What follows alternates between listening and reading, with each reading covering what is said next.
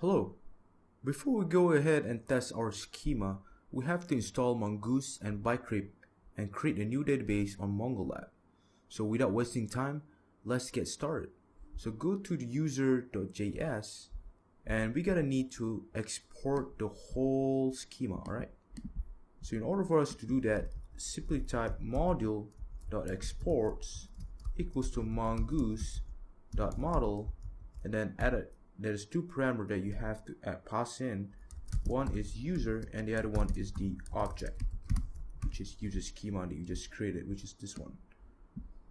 So once done, go to package.json and check whether we have installed Mongoose and Bicrypt. So before we proceed, I just want to let you know that this line over here is telling us that, hey, I want to export the whole schema so that other file could use it, like server.js file or any other file that probably will use user schema.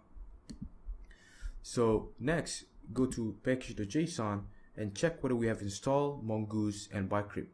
If we haven't installed, then go ahead and go to your terminal, and you have to be in your your project directory by typing ls. Check whether you are in the correct directory and simply type in npm install mongoose and bicrypt node.js and then type in -- save and then press enter.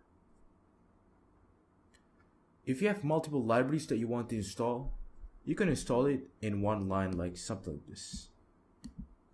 Right, we're gonna wait for a couple of seconds, and we're gonna wait for a while.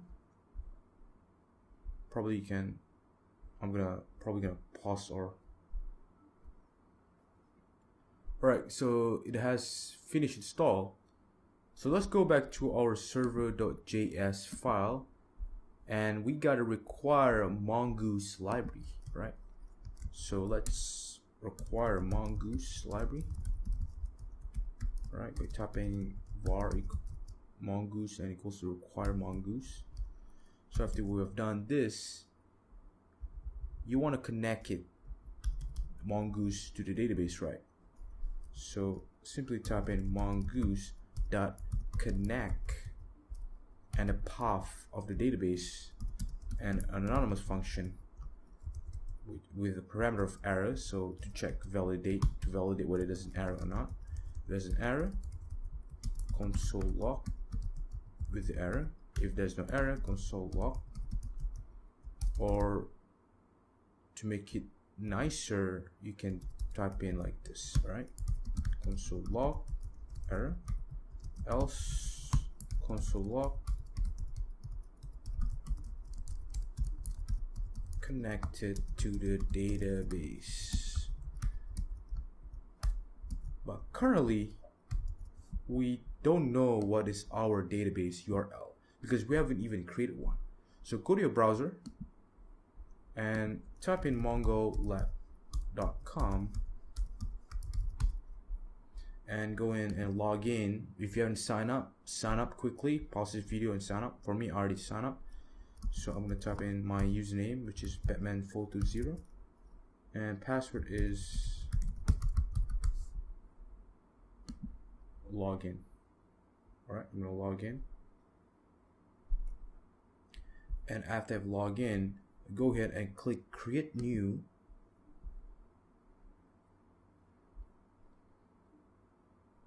and you can choose which cloud provider you want.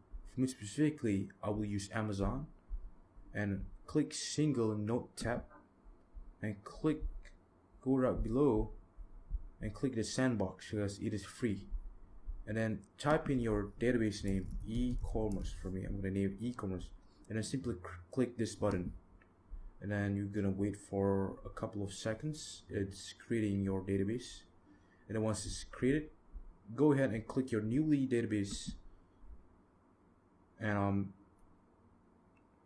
we're gonna need to create a new user. You see this? It gives you a warning: a database user is required to connect to this database. So click here and give it a name. I'm going to do root, and the password is abc123, and another password, confirm your password is abc123. You can take as make read only, but for the time being we want to make it write and read, so just don't leave it unticked and click create. So once done, as you can see, there's a URL over here. All right, copy paste this URL and go back to your text editor and paste it inside here. And then you're gonna delete this DB user, and then you're gonna change it to your username and password. Even this one, abc123. All right, so let's save it, and hopefully everything will work. So type in notman server.js and then press enter. And if it's showing connected to the database, then the database has been connected. So congratulations guys, you have successfully connect your Node.js server to the MongoDB database. So see you guys in the next lecture where we test out our user schema. So I'll see you guys soon. Bye.